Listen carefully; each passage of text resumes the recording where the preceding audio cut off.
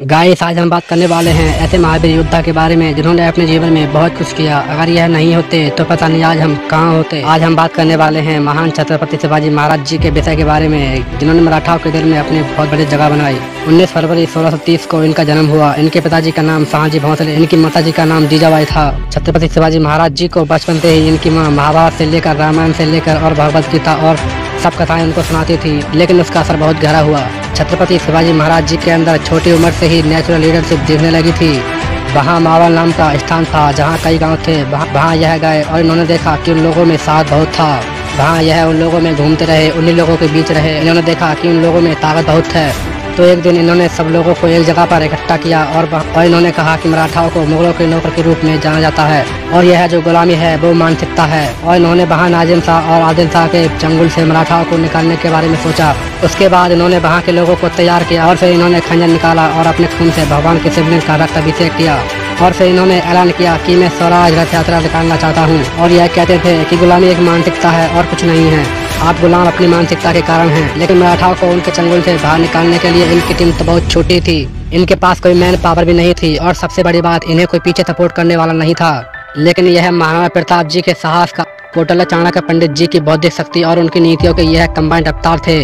फिर बाद में इन्होंने छापामार युद्ध चालू कर दिया। और आप सोचिए कि छोटी सी उम्र से ही ये इतने इंटेलिजेंट थे कि अपने दुश्मन को छुपकर और उसे बेवकूफ बनाने की इतने अच्छी प्रैक्टिस थी कि इन्हें लोग पहाड़ी चूहा बोलते थे। और उनके दुश्मन को पता नहीं चलता था क्योंकि यह पहाड़ के अंदर से बाहर से आए और दुश्मनों पर अटैक कर देते थे। इन्होंने अपनी छोटी सी सेना इकट्ठी करी और अपना साम्राज्य दक्षिण से लेकर गुजरात तक और बहुत जगहों पर फैलाया। और लेकिन एक बार राजा आदिल शाह ने मराठाओं के बीच में से इनके पिताजी को उठवा लिया और उन्हें जेल में डाल दिया। लेकिन यह बहुत तेज थे। अब इन्होंने सोचा कि अब क्या किया जाए। इन्होंने मेरे पिता को उठवा लिया तो इन्होंने सोचा कि शाहजहां तो दिल्ली में ही है, क्यों ना उसके पास जाएं। तो यह शाहजहां के पास गए और इन्होंने वहाँ पॉलिटिक्स करी और इन्होंने शाहजहां और आदिल शाह के बीच दरार कर दी, क्योंकि यह तो मास्टर थे पॉलिटिक्स के बारे में। और फिर इन्होंने शाहजहां से कहा कि आदिल शाह को बोलो कि वो मेरे पिता को छोड़ दें।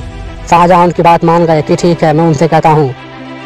और छत्रपति शिवाजी महाराज जी ने शाहजहां से कहा कि तुम्हारे भी कई युद्ध होने वाले हैं नॉर्थ में, अगर तुम्हें पीछे से जरूरत पड़ेगी तो तुम्हारी मदद मैं करूंगा, लेकिन उसको बोलो कि वे मेरे पिता को छोड़ दें। और फिर शाहजहां ने इनके पिताजी को छुड़वा दिया क्योंकि इनके लिए युद्ध जीतना जरूरी था। यह बिना लड़ाई युद्ध भी जीत जाते थे। और जिस किसी ने भी सोचा कि मैं छत्रपति शिवाजी महाराज को बर्बाद करूंगा तो वो इन्हें बर्बाद करने की बजाय खुद बर्बाद हो जाता था और इन्हें आबाद कर जाता था। और फिर उसके बाद इन्होंने समुद्री सेना को भी तैयार किया और इसी वजह से इन्हें फादर ऑफ इंडिया नेवी भी बोला जाता है। और उसी समय का तानाशाह राजा आदिल शाह छत्रपति शिवाजी महाराज जी से बहुत परेशान हो चुका था। और फिर राजा ने अपने सबसे बड़े सेनापति को भेजा कि तुम जाओ और उसे मार कर आओ। राजा ने अफजल खान को भेजा था, लेकिन अफजल खान जानता था कि शिवाजी महाराज जी बहुत ईमानदार व्यक्ति हैं। तो अफजल खान ने इन्हें एक संदेश भेजा और कहा कि शिवाजी, क्या तुम मुझसे अकेले में मिल सकते हो? मैं तुमसे अकेले में मिलना चाहता हूँ, क्या तुम मुझसे अकेले में मिल सकते हो? तो शिवाजी महाराज जी ने कहा कि ठीक है, मिल लेंगे, कोई परेशानी नहीं है, मुझे कोई समस्या नहीं। अफजल खान ने कहा कि शर्त यह है कि तुम्हारे पास ना कोई सेना और ना ही मेरे पास कोई सेना, दोनों अकेले में मिलेंगे। तो छत्रपति शिवाजी महाराज जी ने कहा कि ठीक है, मिल लेंगे, कोई परेशानी नहीं है, कोई दिक्कत नहीं है, मिल लेंगे।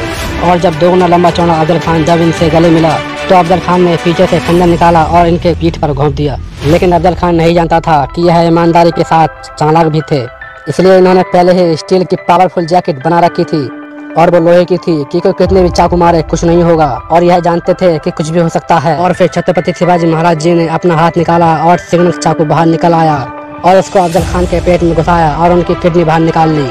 और यह बाहर रुके नहीं, क्योंकि इनको मारते ही वहाँ तहस नहस हो गया। इन्होंने सेना का मनोबल तोड़ दिया और फिर उनका प्रतापगढ़ किला जीत लिया। और उसके बाद यह रुके नहीं कि कोई खुशी मनाई जाए, यह लगातार दौड़ते रहे और 18 दिन के अंदर इन्होंने पनहल का भी किला जीत लिया। भाई क्या पावर थी, एक बार सोचिए आप, क्या पावर थी। लेकिन एक बार मेजर राजा जैसे ने इनको एक युद्ध में हरा दिया, फिर इनसे इनके तेज किले इनसे छिन गए और यह हार गए। तो यह दुखी बहुत थे, लेकिन यह रुके नहीं और अगले कुछ सालों के अंदर ही यह तेज किले हारे थे, लेकिन 360 किले जीत गए, एक के बाद एक, एक के बाद एक, एक के बाद एक। इन्होंने ऐसे करते ही 360 किले जीत लिए। और एक और बात मैं आपको बता दूं कि इनकी लड़ाई किसी धर्म के साथ नहीं थी, बल्कि इनकी लड़ाई थी मुगलों के साथ, जो कि विदेश से आए थे। यह उनके विपक्ष थे। इनकी लड़ाई थी मराठाओं की रक्षा करना, क्योंकि मुसलमान तो उनकी टीम में बहुत सारे थे। इनके बड़े बड़े जनरल ही मुसलमान थे, इनके कई दोस्त भी मुसलमान थे, लेकिन यह मुगलों के खिलाफ थे जो कि विदेश से आए थे, क्योंकि वे मराठाओं को तंग करते थे और उन्हें नौकर बनाते थे। और फिर इन्होंने छोटी सी सेना से ही इतनी बड़ी सेना इकट्ठी कर ली। गाइस आप इमेजिन करिए कि इतनी छोटी सी सेना से इन्होंने इतनी बड़ी सेना कर ली। और इनका स्त्रियों के प्रति बहुत बड़ा सम्मान था, इतना सम्मान था कि यह बोलते थे कि माँ, औरतों और बच्चों को कोई भी तंग नहीं करेगा, और अगर कोई मेरा सैनिक देखते हुए मिल गया तो मैं उसे जान से मार दूंगा। और इनकी इस बात से इनको इतनी रिस्पेक्ट मिली कि लोग इनके लिए जान देने के लिए तैयार हो गए। तो गाइस आपने देखा कि छत्रपति शिवाजी महाराज जी ने अपनी छोटी सी उम्र से ही क्या क्या किया। गाइस यह कोई आम बात नहीं है कि इन्होंने अपनी छोटी सी सेना से मुगलों को मारकर इतनी बड़ी सेना बनाई। इन्होंने इतना सब कुछ किया, यह कोई आम बात नहीं है। गाइस मैं चाहता हूँ कि यह वीडियो हर किसी को शेयर कीजिए, जितना हो सके उतना शेयर कीजिए, और जिन्हें नहीं पता है इनकी कहानी उन्हें बताइए, शेयर कीजिए। और ऐसी ही वीडियो जानने के लिए हमारे चैनल को सब्सक्राइब करना ना भूलें।